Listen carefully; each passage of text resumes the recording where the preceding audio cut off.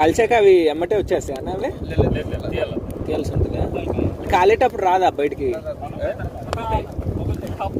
మొఖం మీద పడుతుంది. చేత్తో వస్తుంది. కొట్టు కొట్టు, రాయితో కొట్టు, బెండ్ చేయి. అది వెనకతలు రాయి ఏదో ఉంటుంది, రాయితో కొట్టి. 1,00,000 సమస్యలు వచ్చాయి మా రాజుకి. ఇప్పుడు ఎత్తుక్కుంటాడు. ఏడుగుంది బాగా. దీన్ని లేకపోతే ఇదే తినేది. చిక్కుడుకాయ ఉన్నట్టుంది, కొంచెం చేదుంది. రివర్స్ నొక్కు. చాలా గట్టిగా ఉన్నాయి అన్న. వస్తుంది నీకు తేయడం రావట్లేదు అంతే.